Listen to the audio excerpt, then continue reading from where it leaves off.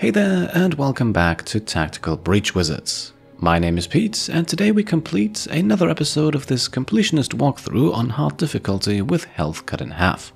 Last time we left off after recruiting the rebel Riot priest Dall Sabin as the 4th squad member.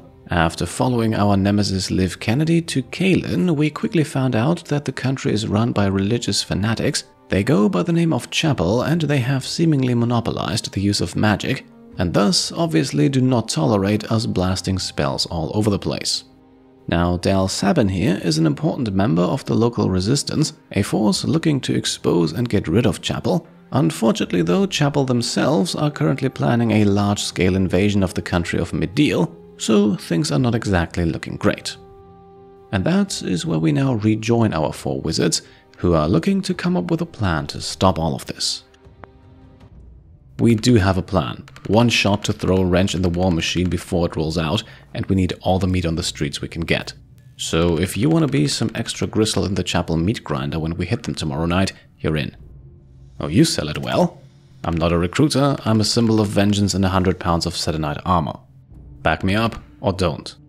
Alright, I meant that in a kind of playful tone, but I might have misread the room. Wait, the Chapel use Imperial? Yes? Let's put these f***ers in the ground. So, what's the mission? The Chapel of the Closed Fist. The heart of their military operations, and it's where the first chaplain takes strategy meetings.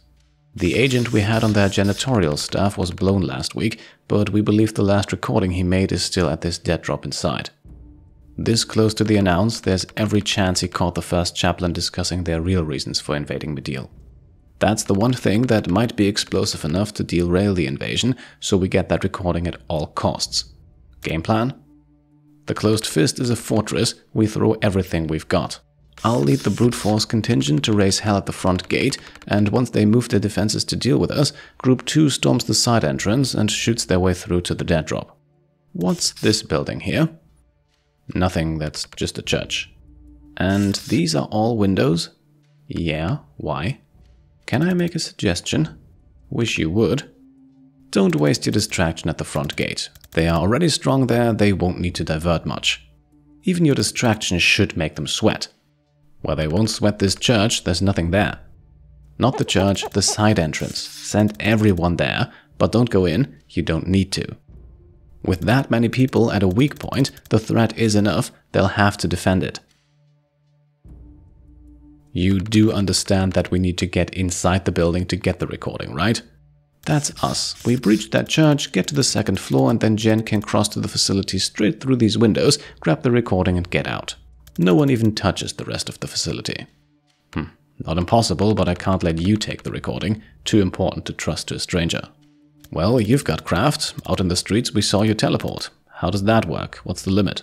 Line of sight, need a target to swap with, range maybe 200 feet. Then you come with us, we get you to the window, you swap in and get the recording yourself. You're overqualified as a distraction anyway. Might be the sleep deprivation, but this isn't sounding crazy yet. I'll run it by command, but they won't love who it came from. If there's something we don't know about the situation, set us straight. But if it's a question of operational expertise, Zan's been doing this for 25 years. I genuinely don't know of anyone clocking that much Spec Ops experience without dying on a Spec Op. I'll relay it. Not gonna do that little sales pitch though, that shit won't fly with the cell. Your choice. You had to make it about my age. In a nice way. This time.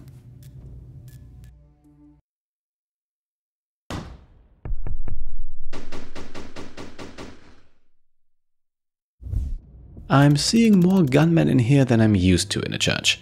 We're in the militarized district, we'll hit worse. What's with the golden arms? Absolvers. Chapel found a guy who could make people invulnerable, locked him up, and now they force him to enchant those sleeves with the same power. They're vessels? That's meant to be a once-in-a-lifetime gift, you can't battery farm them. Chapel found a way. Last I heard, they get 20 a week out of him. That's horrifying. That's how they treat people with craft. Mid to low tier on the list of reasons I won't let them take me alive. Then let's do this quick and clean. Alright, after that slightly longer intro, we now finally have some action. and we can meet those aforementioned chapel absolvers. The absolvers themselves are actually one of the weakest enemy units in the game. However, each absolver can render an allied unit completely invulnerable. However, and this is important, only immune to damage, not immune to knockback. Generally speaking though, this makes it a good idea to target these absolvers first. To complete Jen's confidence goal, we actually need to eliminate all 4 currently active enemies on this turn, while Dall wants us to destroy 2 weapon caches. Those would be these glowing boxes, which deal some minor damage and knockback if they are destroyed. So, getting things started, we'll move in with a Zan to take out the first absolver here. This then also makes the tracker in front of Dall targetable, and a charge not only takes them out, but also destroys the cache behind them. Thanks to the Rampage upgrade, Dall now gets a second action, so let's move into position for that. Before she can strike, however, we'll want to breach and move in with Jen. In doing so, we can also hack the laptop here to complete one objective, and then take out the second absolver. This now leaves Dall to charge and take out the second tracker. And with that, the map is clear for now, and Jen's confidence goal has been completed. With her bonus movement, Jen can now get out of dodge and we move Banks in, who can throw her sedative cocktail at the second weapons cache to also complete Dall's confidence goal.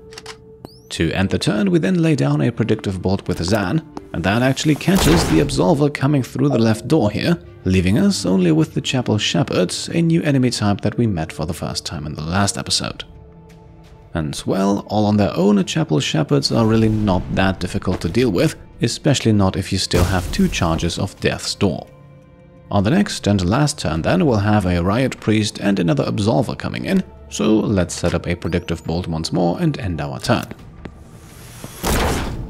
And once again, that works nicely. The Riot Priest is now all that remains, and another static blast into a Death's Door should solve this one quickly.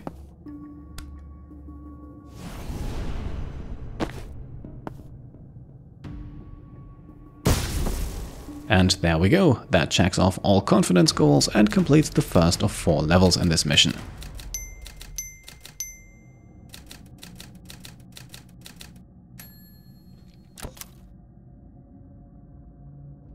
I'm coming up on the windows, but the route's crowded. Wanna raise some hell to draw them over there? Happy to. We're outside a big fire pit, is that important? The hallowed hearth? Huh, yeah, safe to say they will send some folks to protect that. Then we'll hold it until they run out. Appreciate it. Right, Dall is not with us for this one, and we're facing 8 enemies here to get us started. We've got 3 Absolvers, 3 Trackers, a Riot Priest, and a Shepherd. And if you're wondering why the Absolvers are currently not protecting anyone, that's simply because we have not breached yet. We also have some slightly more challenging confidence goals to work with here. To get us started, Zan wants to have us use 9 different abilities in one turn. One of those should ideally help Jen defenestrate 2 hostiles in one go, and another should probably be a Spectral Skull targeting and hitting 6 enemies. And without having purchased any upgrades for her Spectral Skull, this could get tricky, but it is not impossible. So let's get to it. Up first, we want to breach with Banks and then move her over to this tile right here. Up next, we want to redeploy Zan to follow through the door we just opened, and then we also need to move Jen to be able to breach the other one. With her, we'll want to move towards the intel, grab it, and then throw a Gale Grenade at Banks to push her towards the other intel. Let's grab that, and before launching Spectral Skull, we also want to cast Transference on her, picking the Absolver down here as the damage recipient. And this is where things now get tricky. If you have a mouse that allows you to decrease your sensitivity with the click of a button, then I highly recommend you make use of that, as there is only a window of about 1 to 2 pixels where this will actually work. As you can see though, it is possible. This would, by the way, also unlock the 6-shooter achievement, if we had not already grabbed that last time around. Thanks to Transference, the Shepherd's retaliation shot also takes out the 3rd Absolver, and we are now getting ready to take care of that Shepherd once and for all. Moving in with Zan, we lay down a predictive bolt to his right, and then we bring it back to Jen and her chain bolt, which we can now use to push these 2 trackers out of the window and the Shepherd into Zan's shot.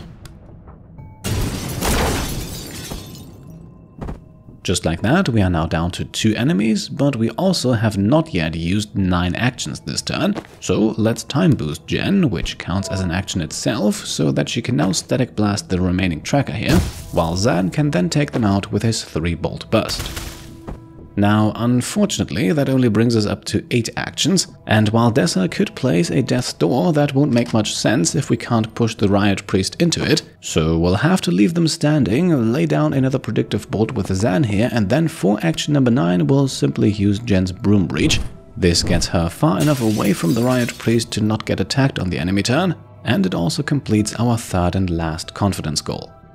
The mission itself, however, is far from over. As you can see, we've got 4 more waves of reinforcements coming in, although, thanks to Zan, on this one only an Absolver makes it out intact. And that Absolver is an easy target, first for Dessa's Sedative Cocktail, and then for a 3-bolt burst from Zan.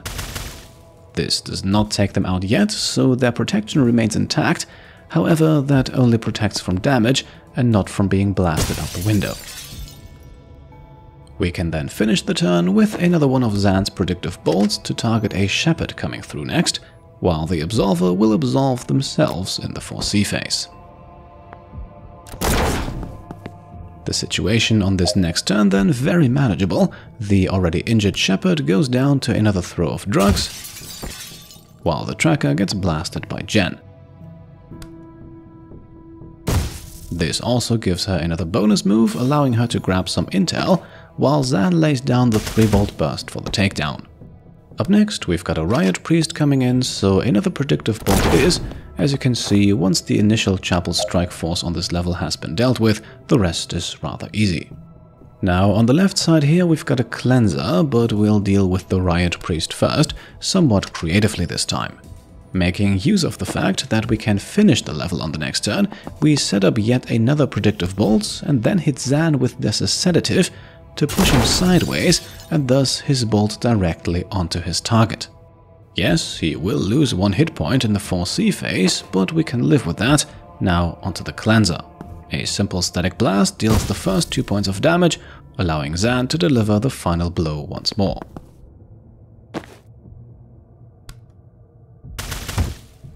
And moving him back into position will finish the turn as we always do. This time we have 2 Riot Priests incoming.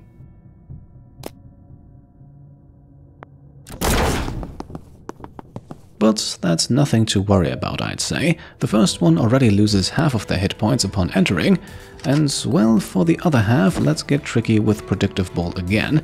This time we'll use Jen's Chain Bolt to target the enemy here, and then push Zan 2 tiles sideways.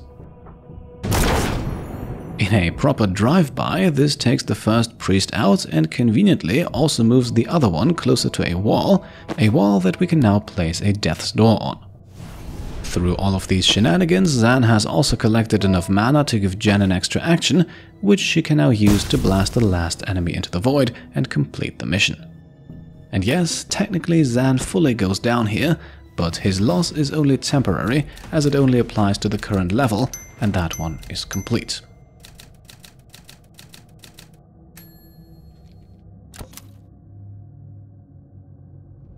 I'm at the crossover point. There's still heavy resistance, but I might be able to take him.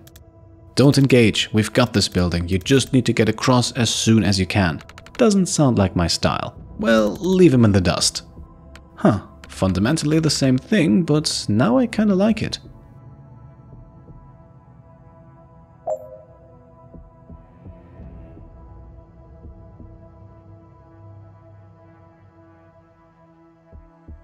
Right, so this will be a quick one, simply because even if we did our absolute very best here, it won't be possible to eliminate all enemies, so we won't even try, even though, and I feel like it's important to point that out, at least in the case of the 3 Riot Priests, it is definitely possible. However, I'll leave that as a challenge for you to complete, as it also interferes with the completion of Dall's confidence goal, which forces us to destroy 4 weapons caches on the very first turn here. That may sound difficult, but actually isn't. After breaching, we can simply move up to the window here, grab the intel, swap places with the enemy standing in the back, and use Sensor Slam to target one of the chests. Since they all deal damage to their surroundings upon being destroyed, this causes a nice chain reaction. And that's our turn. The Riot priests move closer on theirs, and again, with a lot of patience and finesse, it would probably be possible to take them all out, but that can take well over 20 turns to achieve, and I don't think you want to see that. So instead, we'll charge to the corner here, then move to the intel, grab it, and swap places with the tracker over in the other building. After opening the door with the laptop, we can now use Dall's second charge action to get out of the tracker's line of fire, just one tile shy of the all-important recording. Unsurprisingly then, our enemies can't really do anything about us from this point onwards, so let's grab that recording and complete our main objective.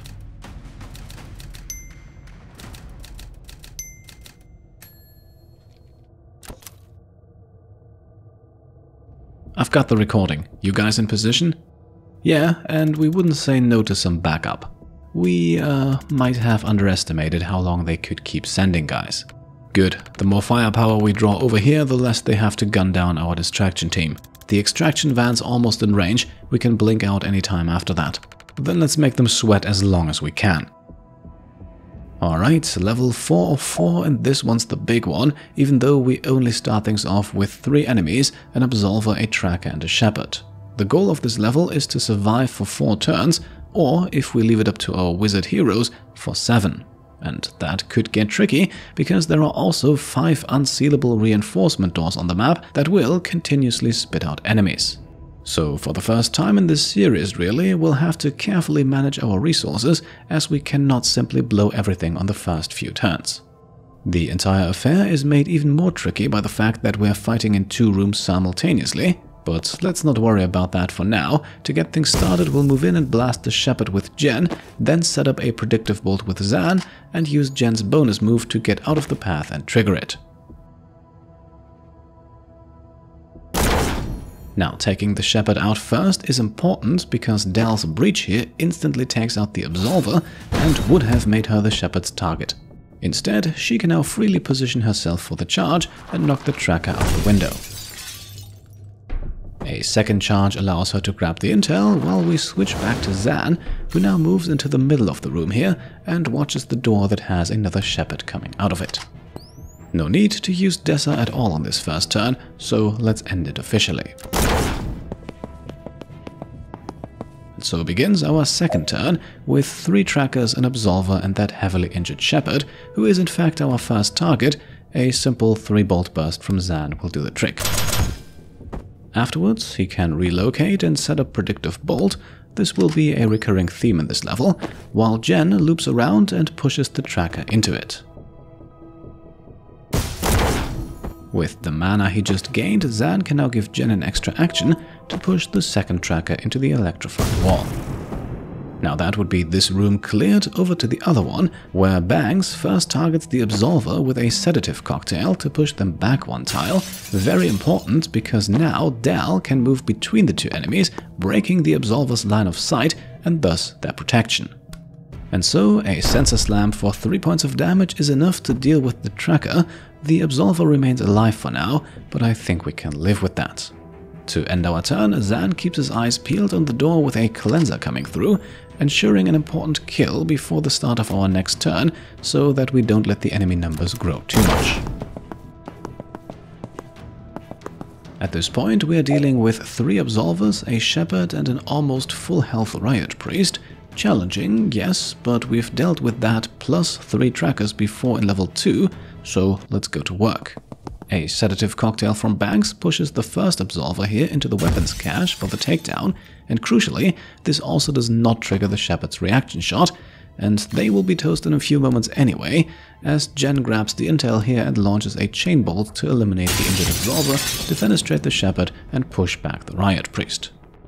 Actually, a missed opportunity here. We also could have had Zan fire a predictive bolt at the priest. To get the kill, meanwhile, that would not have been necessary. A Death's Door and a time-boosted Jen are more than sufficient. And that leaves us with the last Absolver, an easy target for Dall's charge. So, we have survived for 3 turns. Our turn-ending predictive bolt once again aims at the cleanser door, and Dall moves to the windows just to lure her enemies over there too.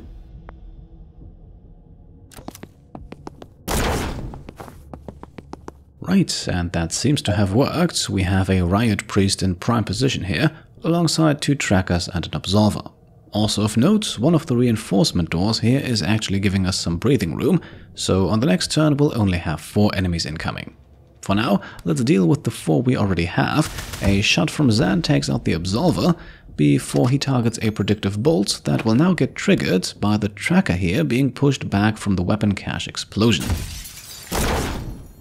That brings us to Dall, who first moves next to the cleanser here to eliminate them with a sensor slam, then receives another action from Zan's time boost,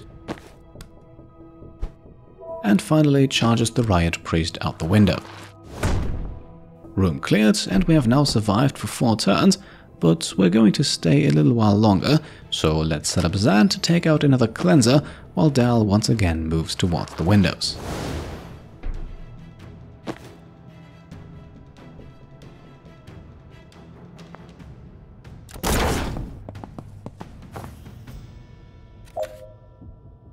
Blink out's ready, let's go. Or we could keep pounding them till our fists bleed. 2 valid choices, and you certainly know which one we are going with.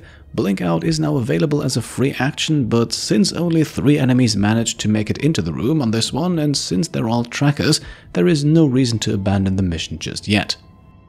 Instead, let's move Banks out of the way of Zan's upcoming predictive bolt, currently also still blocked by Dall, but with her going after the enemy on the side here, it fires. Dall's sensor slam then deals with tracker number 2, and Zan lays down another predictive bolt. Thanks to the recently acquired conviction upgrade, he can do that. A static blast pushes tracker number 3 into it, not that that would have been necessary for the kill, but it gets Zan another point of mana, and very importantly, as he now sets up predictive bolt number 3, triggering that one in the 4C phase, which is still part of this turn, will then unlock the 3-4-3 achievement. Our enemies then reinforce the room with Shepherd, Absolver, Riot, Priest and Tracker, a healthy mix that is about to get hit with some rather unhealthy magic, once again fueled by Zan's predictive bolts. Conveniently enough, the Absolver currently blocks the Shepherd from retaliating, so Zan's able to target the Tracker here thanks to Jen standing in the way, but Broom Breach then clears the path for the first takedown.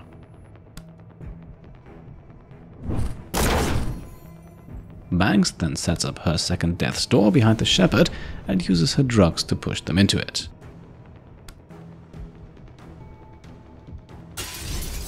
Nothing the Absolver can do about that other than to get hit by Zan next, ensuring that they go down on the next turn. Dall meanwhile has an easy time defenestrating the Riot Priest, and once again we're in the clear.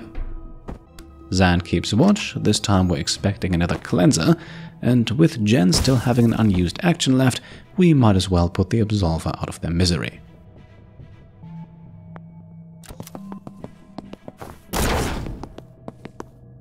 Joining us now, a Riot Priest, a Cleanser and 2 Absolvers, and you guessed it right, we're using a predictive bolt to take care of them.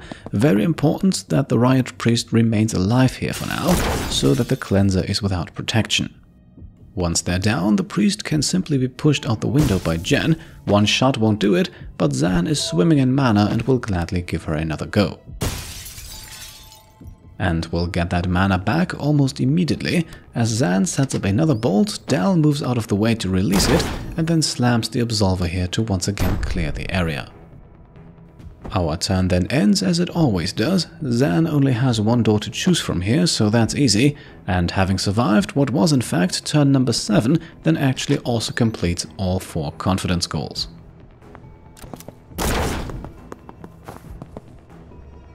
So here we are. At this point we could in fact blink out without losing anything, well, apart from true completion.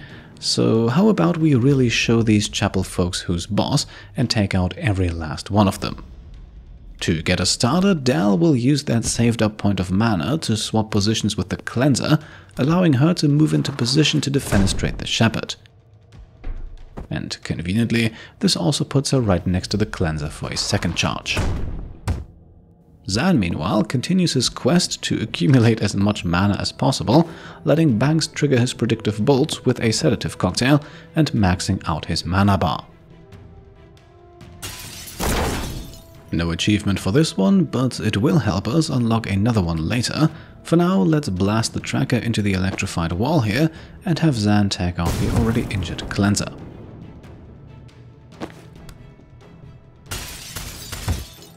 So, one more full turn of reinforcements awaits us, although one door is once again on cooldown for this one, so we are targeting the one on the right here to give us only 3 enemies on the next turn. At this point, 4 of the 5 reinforcement doors have exhausted their supply, and no matter what comes through that last one, with 4 wizards we should be able to deal with it. We should hopefully also be able to deal with the 3 enemies currently engaging us. The Absolver is the first target, a blast from Jen will do the trick, and then it's time to unlock another achievement.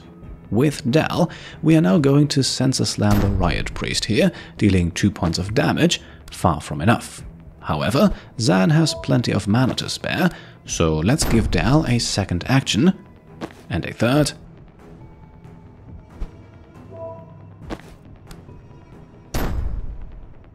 and a fourth. Now, to get the achievement, we need to perform 5 actions, but the priest is already down, so let's move into position and give her 1 more, to be used on a charge that unlocks the Letting You Shine achievement. And, well, at this point, the rest should be easy. Zan can fire his predictive bolts at the shepherd coming through the door here, then he can also deal the final blow using his 3-bolt burst, and return to keeping an eye on the reinforcement door for the last enemy of this mission. That one's a Riot Priest, moving dangerously close to the window here, so let's hit them with some drugs and then have Jen finish them off. And there we are. At this point, ending our turn won't bring about any further hostiles, so let us blink out, an action we need to perform for every one of our wizards individually, and complete what was probably the longest level of this series so far.